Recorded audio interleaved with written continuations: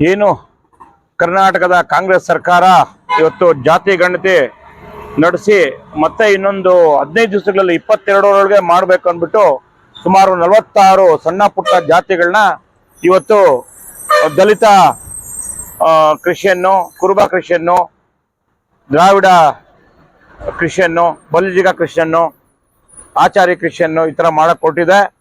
ಇದರಲ್ಲಿ ಯಾರು ಪಾತ್ರ ವಹಿಸಿದ್ದಾರೆ, ಇದಕ್ಕೆ ಕಾರಣ ಯಾರು, ಯಾಕೆ ನೀವು ಮೈನಾರಿಟೀಸ್ ಅಲ್ಲಿ ಮುಸ್ಲಿಂ ಕ್ರಿಶ್ಚಿಯನ್ ಅಂತ ಮಾಡಕ್ ಕೊಟ್ಟಿಲ್ಲ, ಏನಿದು, ಇದರ ಅರ್ಥ ಏನನ್ಬಿಟ್ಟು ಮಾನ್ಯ ಸಿದ್ದರಾಮಯ್ಯ ಹೇಳಬೇಕು. ಯಾಕಂದ್ರೆ ಇವತ್ತು ಮತಾಂತರಕ್ಕೆ ಡೈರೆಕ್ಟ್ ಆಗಿ ಪ್ರಚೋದನೆ ಕೊಡಬೇಕಾ ಅಥವಾ ಸಣ್ಣ ಪುಟ್ಟ ಜಾತಿಗಳಿಗೆ ಸಿಗ್ತಾರಂತ ಏನು ರಿಸರ್ವೇಶನ್ನ ಕಸಿಯಕ್ಕ ಅಥವಾ ಕ್ರಿಶ್ಚಿಯಾನಿಟಿನ ಸೋನಿಯಾ ಗಾಂಧಿ, ರಾಹುಲ್ ಗಾಂಧಿಗೆ ಮೆಚ್ಚಕ್ಕೆ ನೀವು ಮಾಡಕ್ ಕೊಟ್ಟಿದ್ದೀರಾ, ಕ್ಲಾರಿಟಿ ಕೊಡ್ಬೇಕನ್ಬಿಟ್ಟು ಮಾನ್ಯ ಸಿದ್ದರಾಮಯ್ಯ ನಾನು ಹೇಳ್ತಾ ಇದ್ದೀನಿ. ಇವತ್ತು 22ರೊಳಗೆ ಬೇಗನೆ ನೀವು ವರದಿ ಕೊಡಿ ಅಂತ ನೀವು ಕೇಳ್ತಾ ಇದ್ರಿ. ಯಾವ ರೀತಿ ಕೊಡ್ತಾ ಇದ್ರಿ? ಯಾಕೆ ಕ್ರಿಶ್ಚಿಯನ್ ಅಲ್ಲಿ ಕೂಡ 2 ಇದೆ, ಯಾಕೆ ಅದನ್ನ ನೀವು ಕೇಳಿಲ್ಲ?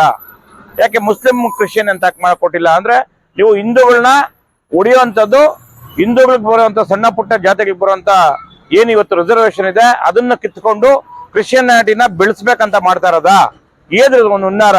ಈಗಾಗಲೇ ಜನ ನಿಮ್ಮ ಏನು ಸರ್ಕಾರದ ಏನು ಭ್ರಷ್ಟಾಚಾರ ಮತ್ತೆ ನಮ್ಮ ಉತ್ಸವಗಳನ್ನ, ಗಣೇಶ ಉತ್ಸವಗಳನ್ನ, ಹಿಂದೂ ಪರ ಆಚಾರಗಳನ್ನ ನೀವು ಈಗಾಗಲೇ ಕಿತ್ಕೊಂತ ಇದ್ದೀರಿ ಅಲ್ರಿ. ಇದು ಸಂವಿಧಾನದಲ್ಲಿ ಪ್ರತಿಯೊಬ್ಬರಿಗೂ ಒಂದು ಹಕ್ಕು ಕೊಟ್ಟಿದ್ದಾರೆ, ಯಾವುದೇ ಒಂದು ಜಾತಿ ಧರ್ಮದ ಆಚರಣೆಗಳಲ್ಲಿ ತಲೆ ಹಾಕಬಾರ್ದು ಅಂದ್ಬಿಟ್ಟು. ಹೌದು, ನೀವು ನಿಬಂಧನೆಗಳು ಇಷ್ಟು ವರ್ಷಗಳಿಂದ, 1000 ವರ್ಷಗಳಿಂದ ನಮ್ಮ ಧರ್ಮದಲ್ಲಿ ಆಚರಣೆ ಇರ್ಲಿಲ್ವಾ? ಹೊಸದಾಗ ನಾವೇನ ಮಾಡ್ಕೊಂಡಿರಾ? ಯಾಕೆ ಹೊಸದಾಗಿ ನೀವು ಏರ್ತಾ ಇದ್ದೀರಿ? ಇವತ್ತು ಒಂದು DJ ಇಲ್ಲ ಅಂತೀರಿ, ಒಂದು ಸಣ್ಣ ಪರ್ಮಿಷನ್ ಗಣೇಶ ಇಡೋದು ಎಲ್ಲಾರು ಒಂದ್ ಕಡೆ ಒಟ್ಟುಗೂಡ್ಸಕ್ಕೆ.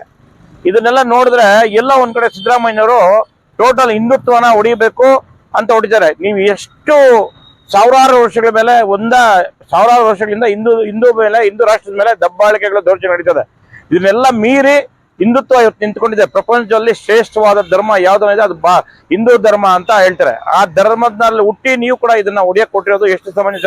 ಮೊನ್ನೆ ಸಿದ್ದರಾಮಯ್ಯನವರೇ, ದಯವಿಟ್ಟು ಧರ್ಮನ ಒಡೆಯುವಂತ ಕೆಲಸ ಮಾಡಬೇಡ್ರಿ.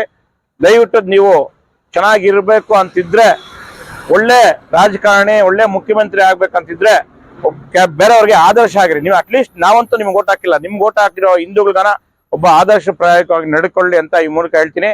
ಏನ್ ಇವತ್ತು ನೀವು ಮಾಡಕ್ ಕೊಡ್ತೀರಿ ಜಾತಿ ಸಮೀಕ್ಷೆಯಲ್ಲಿ, ಕ್ರಿಶ್ಚಿಯನ್ ಹೆಚ್ಚಿಸ್ಬೇಕು, ಕ್ರಿಶ್ಚಿಯನ್ಗೆ ಏನು ರಿಸರ್ವೇಶನ್ ಹೆಚ್ಚಿಸ್ಬೇಕು, ಹಿಂದೂಗಳನ್ನ ಏನು ಮಟ್ಟ ಆಗ್ಬೇಕು ಅನ್ನೋ ಉದ್ದೇಶ ನೀವು ಬಿಡಬೇಕು. ಇಲ್ಲಾಂದ್ರೆ ಉಗ್ರವಾದ ಅಂತ ಒಂದು ಸತ್ಯ ಹೇಳ್ತಾ ಇದೀನಿ. ಉಗ್ರವಾದ ಈಗಾಗಲೇ ಎಲ್ಲಾ ಕಡೆ ಸಣ್ಣ ಸಣ್ಣ ಜಾತಿಗಳು ಸರ್. ಇವತ್ತು ಕೂಡ ಕೋಲಾರದಲ್ಲಿ ಒಂದು ಸಭೆ ಆಗಿ ಒಂದು ಪ್ರೆಸ್ ನೋಟ್ ಕೂಡ ಕೊಟ್ಟಿದ್ದಾರೆ. ಮುಂದಿನ ದಿವಸಗಳಲ್ಲಿ ದಂಗೆ ಹೇಳ್ತಾರೆ. ಖಂಡಿತವಾಗಿ ನೀವು ಮಾಡೋ ಒಂದು ಈ ದಂಗೆ ನೇಪಾಳ ಮಾದರಿಯಲ್ಲಿ ಹೇಳ್ತಾರೆ. ಹಿಂದೂಗಳ ತಂಟೆಗೆ ನೀವು ಬಂದೇ ಇಲ್ಲ ಅಂದ್ರೆ ಒಳ್ಳೇದಾಗುತ್ತೆ ಅಂತ ಹೇಳಿ ಮುಖ ಸಿದ್ದರಾಮಯ್ಯರಿಗೆ ಎಚ್ಚರಿಸ್ತಾ ಇದ್ದೀನಿ.